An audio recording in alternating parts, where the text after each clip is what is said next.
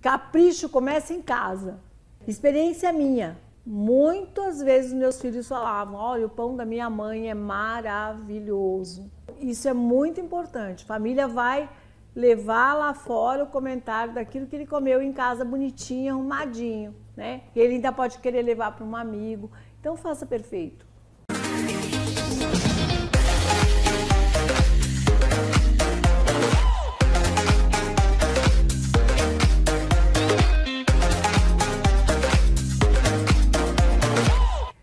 Sejam muito bem-vindos, futuros mestres da panificação. Sou Roseni Egutti, carinhosamente chamada de a mestra dos pães pelos meus alunos. E essa é a Patrícia, minha assessora e amiga para todas as horas. Aqui no programa Na Cozinha com Roseni, eu vou tratar de vários assuntos que vão te ajudar a se tornar um mestre em panificação, mesmo que você nunca tenha feito um pão em sua vida. No episódio de hoje, nós vamos ensinar alguns truques para que você pese os seus pães de maneira correta e consiga fazer pães perfeitos. Vamos lá, Patrícia? Vamos sim. É importante pesar os pães? Opa! Sim, senhora! Com certeza! Então, é importante você pesar, por quê? Porque você vai saber a quantidade de pães que você tem. Até mesmo se você vai receber alguém, tá? Por exemplo, você vai receber alguém, você precisa um número de pessoas, você precisa saber quantos pães você vai ter. Às vezes você vai fazer um coffee break, né, em casa, um café colonial. Então você tem que saber, não é só para comercializar. Eu peso pão para mim. Eu peso todas as vezes que eu vou fazer pães, eu peso para mim, para minha própria casa. Eu peso, que às vezes eu quero congelar, então eu já sei o que eu vou precisar para a semana.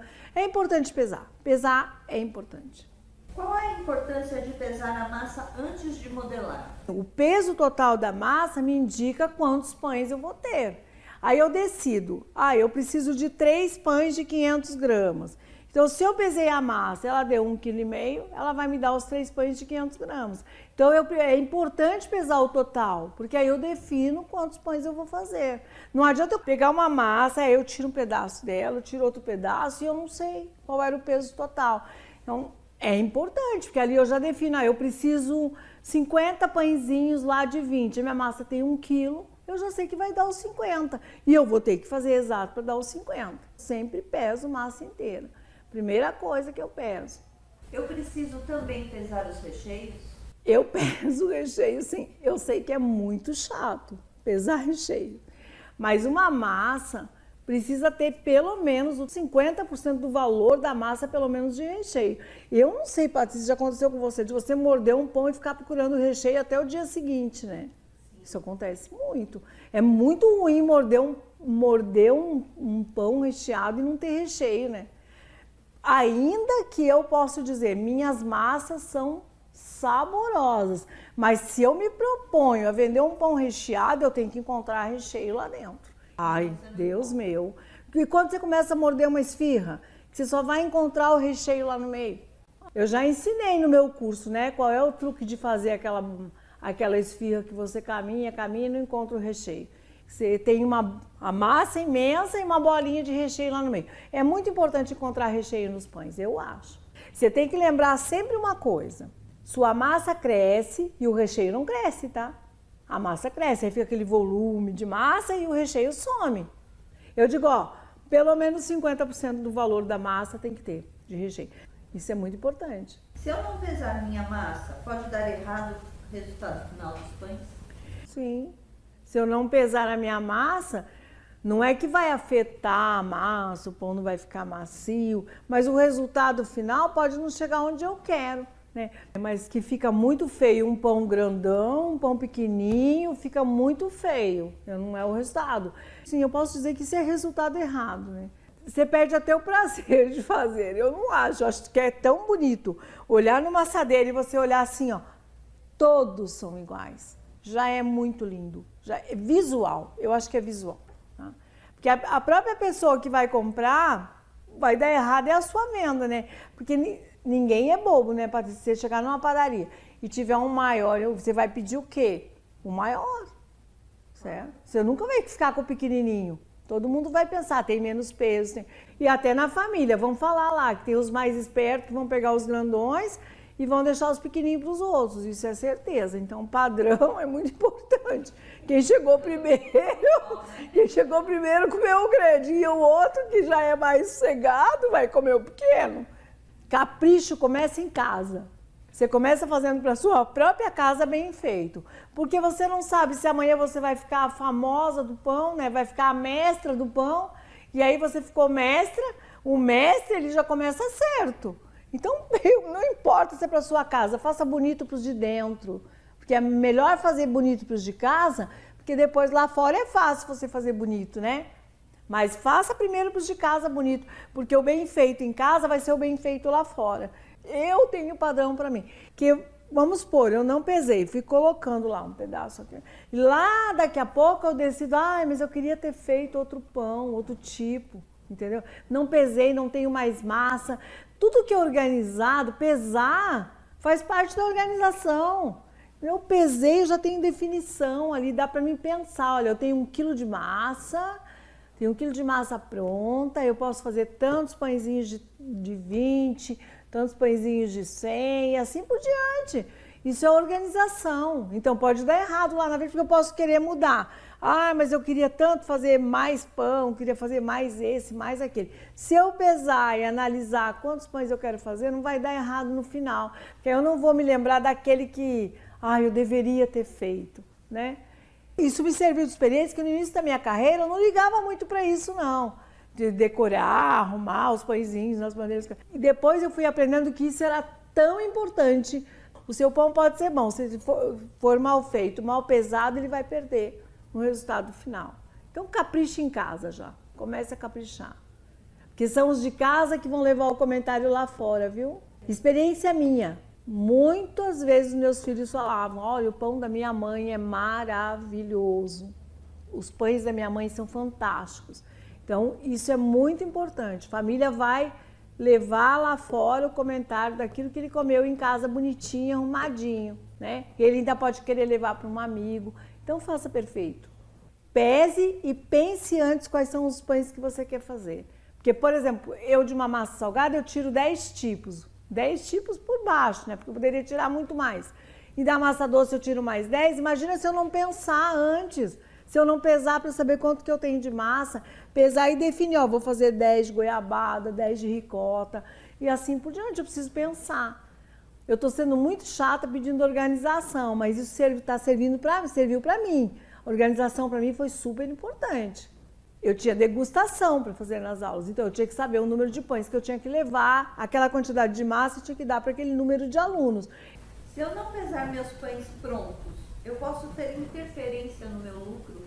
Sim. Se eu não pesar, eu vou ter interferência. Porque o que acontece? Você faz assim, você pega uma massa e vai puxando só com a mão, você não pesa. Sua mão nunca vai te dar uma medida exata. No final, se eu tivesse às vezes que ter 100 pães, eu posso ter 90. E eu deixo de ganhar o quê? 10. Eu deixo de vender 10 pães, que é lucro. Entendeu? Tem interferência sim, se eu ficar só no de qualquer jeito. Não, tem interferência no final. O lucro nosso, gente, o lucro nosso é até um pedacinho de calabresa que você não guarda, joga fora, é prejuízo. A bordinha do croissant que você corta e joga no lixo, você deixou de fazer um pãozinho salgado, um torcidinho que você poderia vender. O seu lucro está nas mínimas coisas que você joga fora. Eu sempre digo assim, se um beijinho não tiver o cravo em cima, você não pode entregar o beijinho. Você concorda, Patrícia? O que você lembra quando você pega um beijinho? Ele tem um cravo. Então, você tem lá 99 beijinhos com cravo. Aquele um não vai poder ser entregue. E ali está o seu prejuízo. Entendeu? Os pães a mesma coisa. Você tem que ter certinho ali o peso. Eu já dei muito treinamento em padaria e eles são muito objetivos com peso. Por quê? Porque na padaria, você imagina no dia, deu uma diferença de 10 numa receita, diferença de 10, dá 100 pães. Gente, faça a conta de 100 pães perdidos. Tudo que você puder enxugar para você ganhar. Você tem que pensar que você precisa ganhar. E é o seu retorno, o que você tiver de lucro é retorno para o seu investimento, para comprar uma forma, comprar uma batedeira, comprar um fogão, um forno.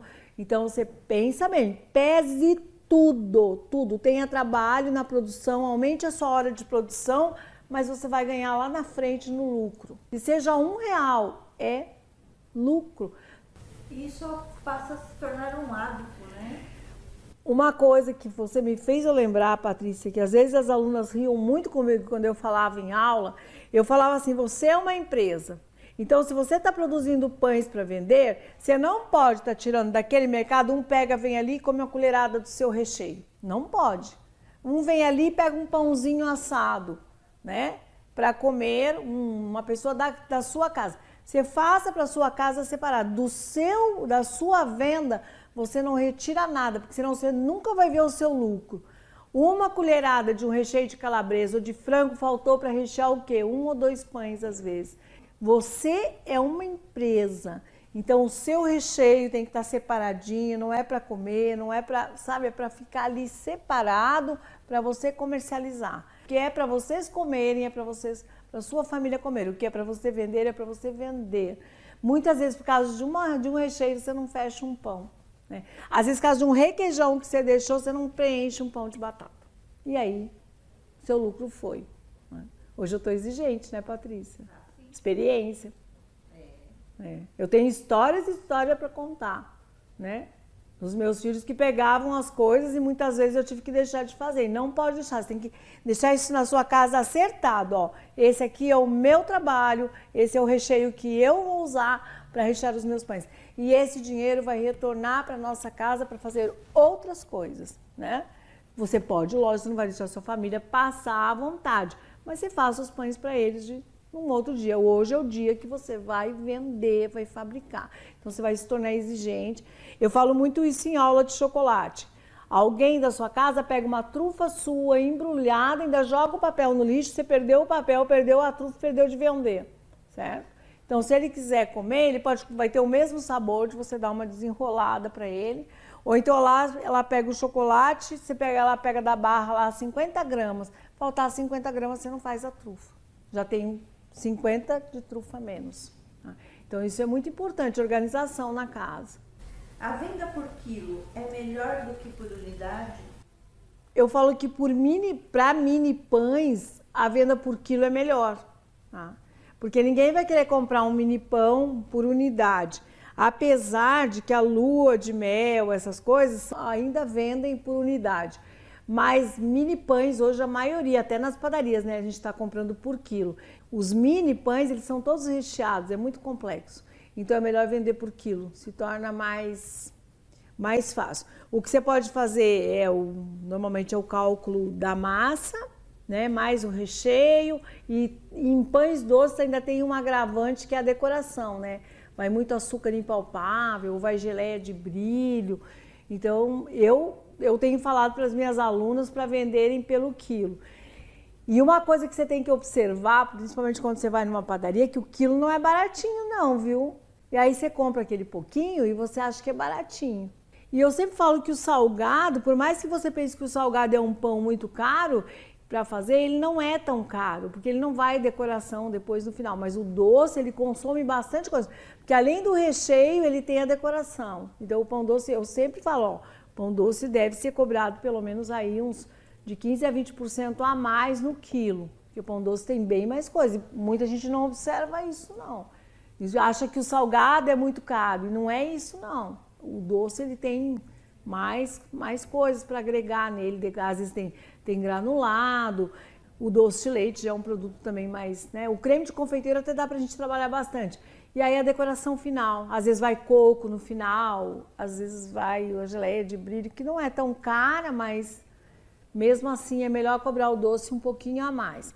Agora, tem pães, por exemplo, os filãozinhos, não, filão é melhor vender individual, porque e nem o de forma, né? De forma é melhor também vender individual, você cria um preço aí de quantos te deu, né? Da massa total, e geralmente o pão de forma não é recheado, é pão simples e você faz um cálculo. Porque se você pesar ele para vender por quilo, fica muito caro, fica fora do padrão de venda. E lógico, você mora Cada um num estado, cada um num bairro, e dá uma pesquisada no seu estado, no seu bairro, né? E às vezes que você tem tanta coisa que você já tem, mora num sítio, tem ovos, tem leite, tem um monte de coisa da sua produção que você pode aí enriquecer, né? Então você tem que avaliar como é a região, por quanto estão vendendo, não, né? Faz uma média aí. Você tem que lembrar, porque assim, ó, o artesanal, o caseiro, ele tem hoje um valor muito grande, né? Bem. Lembrando que na maioria hoje do que você vê nas padarias, eu posso afirmar sem medo nenhum de errar, é tudo já de pré-mistura, tá? Você olha a beleza toda, é tudo pré-mistura hoje. Muito difícil não ser porque precisa de produção rápida. Então, se você pegar uma farinha, pegar uma margarina, os ovos e fazer um pão, o seu valor é muito maior. Então, você tem que estar sempre se atualizando. Não cobre muito barato, não querer entrar na concorrência desvalorizando o seu produto para entrar na concorrência, não. Faça produto bom que ele mesmo vai se vender. Cobre o preço justo, porque senão você não vai ter dinheiro para pagar as outras coisas. Todo mundo sabe o que é bom. O peso influencia diretamente o meu lucro? Influencia. O que eu falei, se eu não peso, né, eu não vou saber que número de pães que eu tenho, quanto que eu posso ganhar. E se eu tenho tudo pesadinho, tudo calculado, eu já sei qual vai ser o meu lucro final. Peso tem uma influência muito grande, porque se eu não peso nada, não sei nem quanto eu vou ganhar, nem quantos pães deu, quanto custou aquela massa. Vamos analisar, você começa desde o começo da receita, você está pesando. Você pesa depois o pão e você pesa recheio, você já sabe quanto você vai ganhar. Né? Eu já sei, eu tenho 100 pães, mas eu gastei X para fazer 100 pães. Peso tem influência em custo muito grande. Até eu tive um caso que eu fui numa padaria dar treinamento, eu instalei uma parte de salgados e o rapaz que fazia os salgados, ele tinha esse hábito aí de mão, ó, sabe?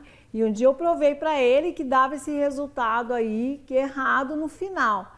E dava uma diferença enorme. Quando nós passamos, eu instalei a balança lá e nós pesávamos uma balança grande, mudou completamente a fabricação do salgado lá. O próprio dono viu o lucro que dava pesando. Muda muito o seu resultado. O resultado final, porque eu estou pensando já em venda, e o resultado final não é só para venda. Depende de quantos eu tenho na família para comer, eu também sei quantos eu vou ter, né? Às vezes a pessoa acha chato, acha demorado pesar. Isso, é um pensamento, mas é muito importante. É muito importante. Você perde um pouquinho em horas, mas você ganha lá na frente. Imagina você que você sabe a quantidade de salgado que você tem que entregar, ou de mini pãezinhos e tal, ou tem pão de forma para fazer. Você já sabe tudo o resultado final. Peso é fundamental aí.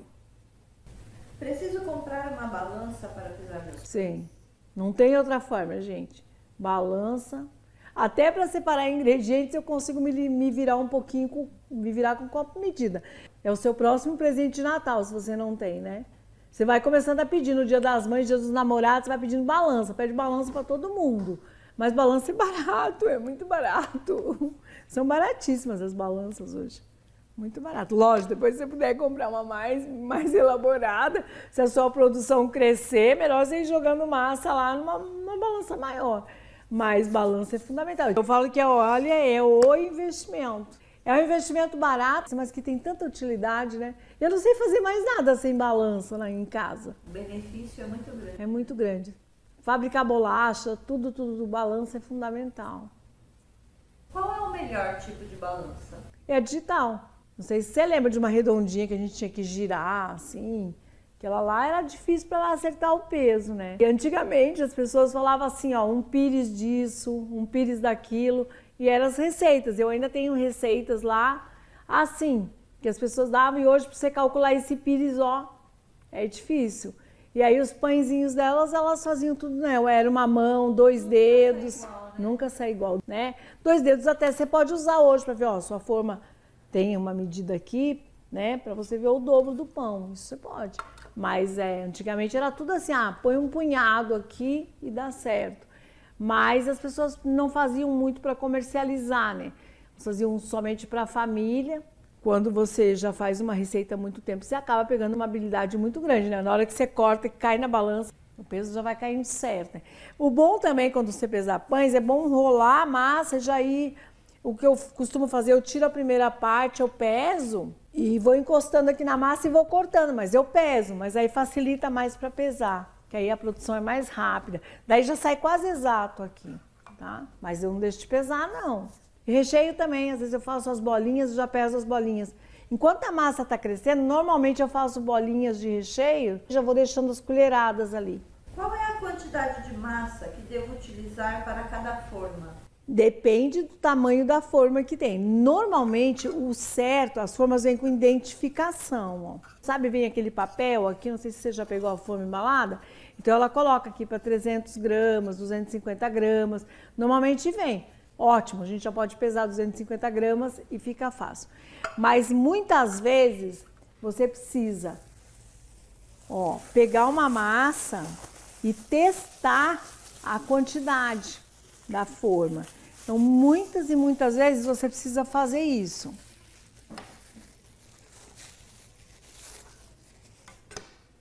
Ó, vou te dar um exemplo. Nossa, essa massa tá muito cheirosa. Ó, aqui eu pesei, ela tem 169 gramas, mas eu vou completar a massa. Eu já estou acostumada a fazer com essas forminhas aqui. Normalmente eu coloco nessa forma 250, tem umas um pouquinho maior, 300, mas nessa aqui geralmente eu coloco 250, mas eu já tenho o hábito dessa forma. Então o que você faz? Você pesa uma quantidade de massa e você já vai se atualizando com a sua forma. Olha só, a minha forma vai estar untada, que é importante. Então o importante para mim é que o meu pão venha absorver metade desta forma. Ele tendo metade desta forma, o que eu vou ter aqui? O dobro, que eu já sei que meu pão vai crescer o dobro. Eu vou já pesar pensando que as massas têm perda. Se eu quero um pão de 300 gramas no resultado final dessa forma, eu vou ter que colocar 330 gramas, porque toda a massa tem uma perda de 10% do valor. Ela pode, algumas podem chegar na perda de 5%, mas é muito raro. Normalmente é 10% após o assamento. Panetone é fato, 10%. Tá? Então aqui, ó, eu estou tratando de um pão sem recheio. Mesmo quando o pão está recheado, o que vai acontecer? Eu vou ter a perda, a mesma coisa, 10%. Se 300, 330, 250, eu vou colocar em torno de 280 e assim por diante, tá?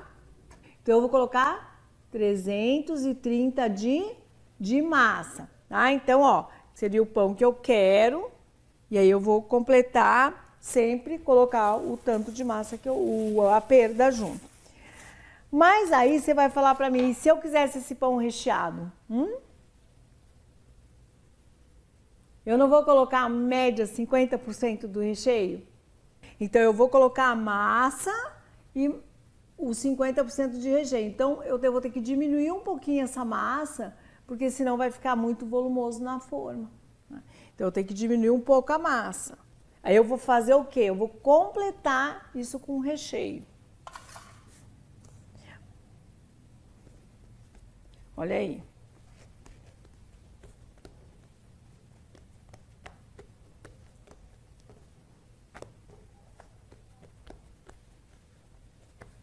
Tá, eu vou enrolar como pão de forma. Poderia ser enrolado como um filãozinho. Né? Tem gente que gosta de botar o filão aqui dentro. Pode enrolar como filão. Se eu for enrolar como pão de forma, eu vou enrolar só assim. Só enrolando, enrolando, enrolando e vai virar pão de forma. Então eu vou enrolar desse jeito para vocês verem. Ó, pontinha para baixo, fechado, tá? E eu vou colocar aqui, ó, o meu pão. Eu já sei, ó, se eu medir aqui, ó, vai dar exatamente a metade. Esse pão vai chegar no topo, porque já tá a medida. Então, quando ele sair do forno, eu coloquei 330, mas quando ele sair do forno, ele vai ter 300. Ele vai ter essa perda. Não tem jeito, vai ter, tá? Agora, se eu quero enrolar ele como filão, eu posso enrolar. Só que agora, para enrolar como filão, eu já mexi nessa massa, né? Fica mais difícil um pouquinho para enrolar.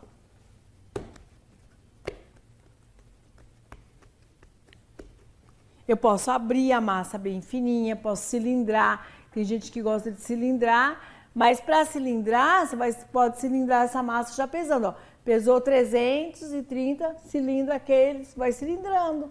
Pode fazer isso. Mas com o costume que você tem, você acaba fazendo, depois você acostuma, você vai ter que sempre testar as suas formas. Não adianta eu dizer para você, ó, faz com tanto, eu estou só dando um exemplo. Cada um de vocês vai ter uma forma, vai ter um cliente específico. Estou dando algumas dicas, pedindo para pesar mais, né? Mas é muito raro o pão de forma ser recheado, viu? Tem um outro detalhe. Você pode ter feito aqui, ó, antes de eu fazer o filão, vou fazer. Você fez um pão enrolado, bem grande, pão enrolado. Você abriu a massa, ela tem espessura de meio centímetro. Você recheou, enrolou esse pão e tá enrolado aqui, ó. Vocês estão vendo? Tá enrolado com recheio. Um exemplo. Você enrolou, virou aqui, ó. Ficou um filãozão, uma baguete, né? Ficou grande. Aí você vai fazer isso aqui, ó. Você vai medir e cortar, tá? Aqui, ó. Você faz isso. Você vai medindo as formas e cortando. Mas essa altura daqui, ó, ela deverá ter aqui essa altura, porque ele enrolado, recheado, ele vai ter exatamente metade de cada forma que você vai usar. Então é muito comum as pessoas fazerem um filão, um rocambole, né? Abrem bem a massa, recheiam e elas vão medindo e vão cortando. E aí elas querem fazer ele recheado em pão de forma. Também é uma técnica boa. Só que aí vai ter que pesar depois, quando sair o pão, né? Agora eu cortei a minha massinha aqui, eu vou só dar uma enroladinha como um filão aqui para vocês.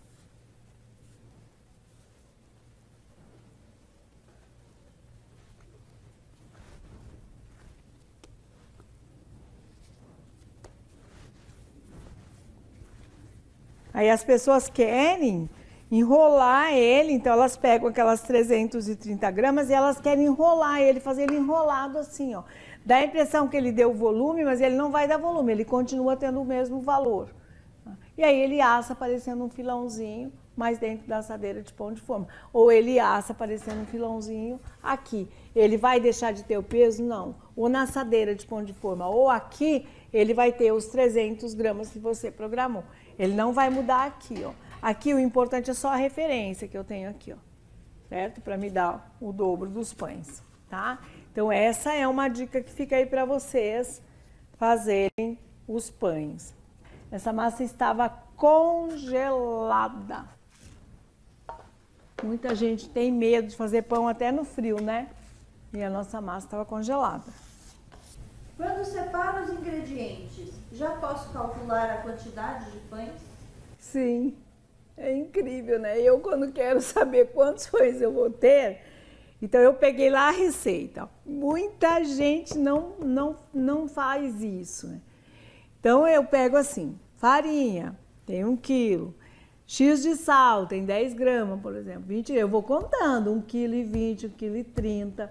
Aí os ovos, 100, quanto que eu já tenho lá? 1,100 kg e tanto, 130, por exemplo. Aí a água, não conto com a hidratação não é 50% do valor da massa, que é o que vai me dar volume à massa. Eu conto a margarina. Aí quando eu chego no total da receita aqui, quando eu separo os ingredientes, eu já sei que aproximadamente aquela massa vai me dar 1,2 kg, 1,3 kg. Eu já sei quando eu separo aqui os ingredientes. Por isso que enriquecer massa também é importante. Porque quando eu coloco mais ovos, eu tenho mais o quê? Mais, vamos por 100, 150, 200 gramas, eu tenho a mais na massa. Margarina, né? É enriquecimento, mas é peso. Leite em pó é peso. Quando faço massa na minha casa, eu escrevo abaixo ali, que eu já sei que ela vai ter 1 quilo e tanto de massa quando eu separa os ingredientes. É aproximado, ela pode dar uma osciladinha, porque às vezes na hidratação a gente pode ter farinhas que absorvem mais ou menos, ou às vezes os ovos, né, que o ideal é que sejam pesados, pode dar uma mudança, mas é muito difícil dar errado. Quando eu separo lá, eu já sei o que eu vou ter lá no final. Mas já dá para saber a quantidade de massa que eu vou ter, essa massa inteira aqui, ó. Eu já sei, eu pesei. Ah, eu usei batata, tem que computar a batata. Você usou cará, mandioca, abóbora. Então você já pesa tudo lá no começo da massa. Qual é a ideia que você tem? Você pensa que o pão, você fez 1 quilo de farinha, ele vai te dar o resultado de 1 quilo de massa. Eu ouço muito isso. Mas não é não, vai ter bem mais de massa, você soma tudo. Vai estar fazendo um pão integral, jogou farinha branca, farinha integral, você já vai vendo ali, ó, quanto você tem. Eu escrevo abaixo da receita, ó, vai dar aproximado. Tá? Por isso que muitas vezes você recebe uma receita e nessa receita está escrito assim, 1 quilo e tanto de massa, que é o resultado final. Se eu calculo isso, nunca vai dar errado. Eu já sei, eu preciso fazer 10 massas para ter tantos quilos de pão. Ó, não pode esquecer que tem até fermento lá, hein? Até as 10 gramas, 20 gramas do fermento, você vai computando tudo isso. E você vê no total de massa, bate certinho, dá certinho, não tem como errar. Lógico, eu estou dizendo as diferenças que eu falo, é assim, às vezes, né, hidratou um pouquinho mais, né, mas é muito, muito pouca a diferença. Eu mesma, quando eu vou fazer, às vezes, esses dias eu precisava de uma grande quantidade de biscoito, né? Eu fiz o cálculo certinho, deu certinho.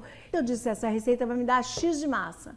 E aí eu medi os cortadores e pesei, não teve erro, deu a produção correta.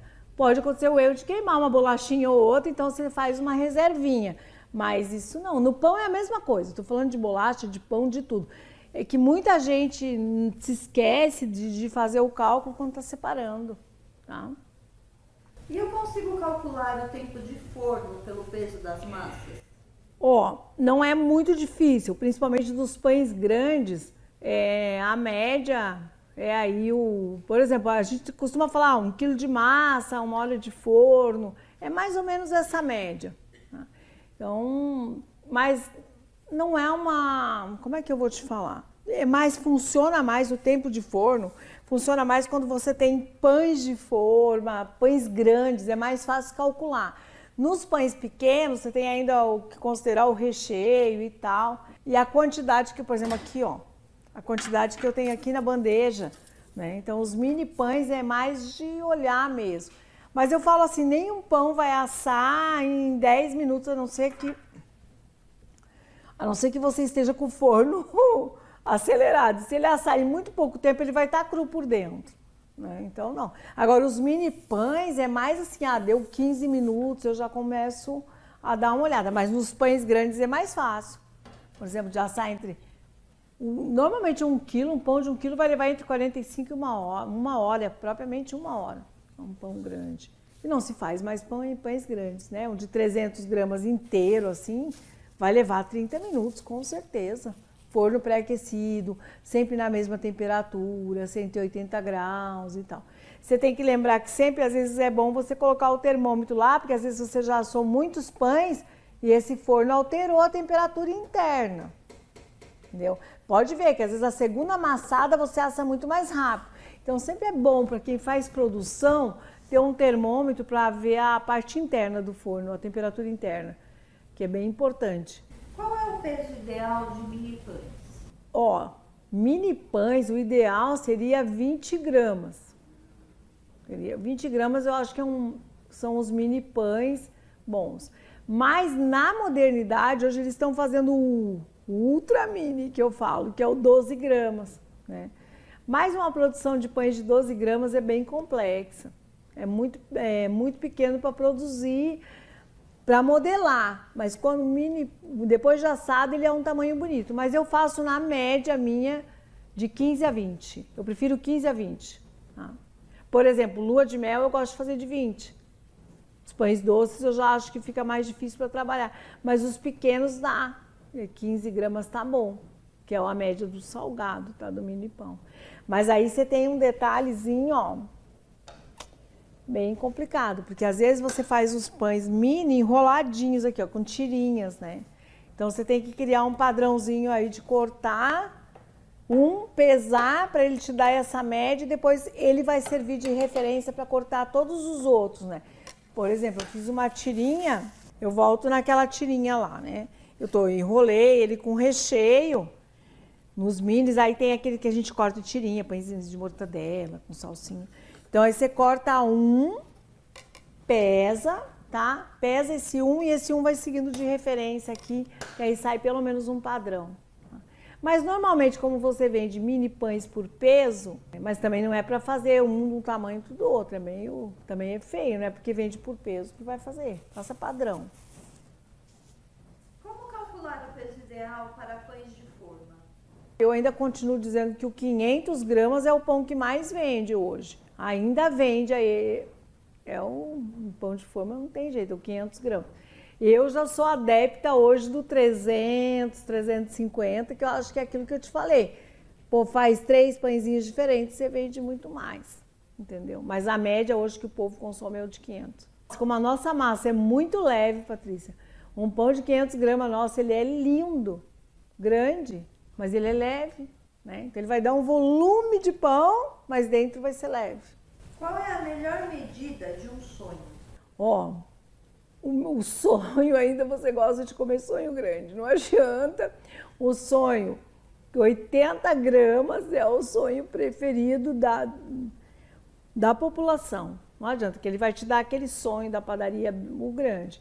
Mas, de uns tempos para cá, tem vindo a mentalidade dos 50 gramas, que é o sonho médio, e o mini entrou aí com tudo. Mini, né? O sonho mini entrou, que é o 15 a 20 gramas, mas ainda quando eu dou aula, sempre eu tenho que fazer um sonho grande, porque todo mundo tem a visão do sonho, aquele sonho maravilhoso que você entra na padaria.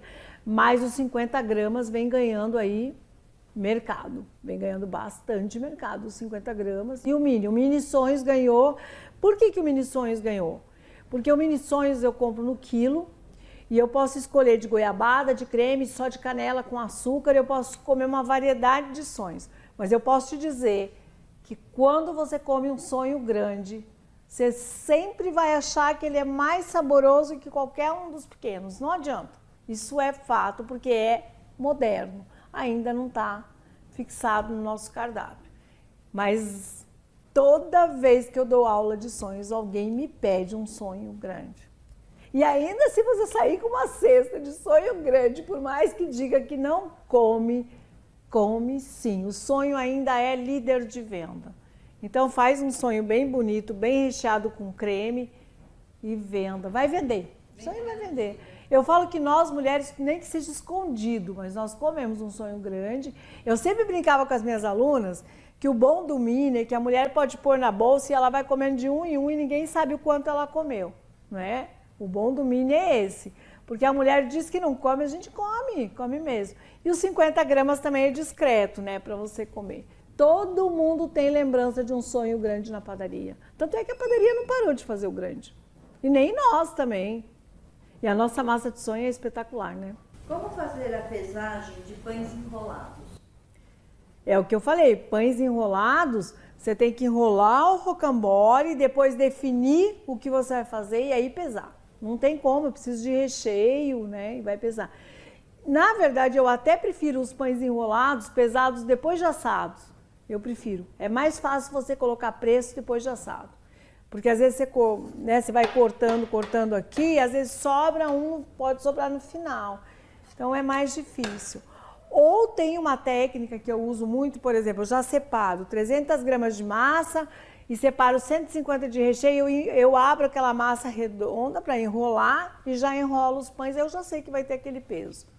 Mas é mais trabalhoso do que enrolar um pão inteiro e cortar. Tá? Mas eu tenho muito esse costume de pesar a massa, pesar já individual e pesar o recheio, e enrolar e rechear, abrir, enrolar e rechear, eu já sei. É mais fácil, eu gosto. Mas às vezes você tem um folhado, por exemplo, que você folhou, abriu uma baguete, você quer fazer várias baguetes, aí é melhor pesar no final.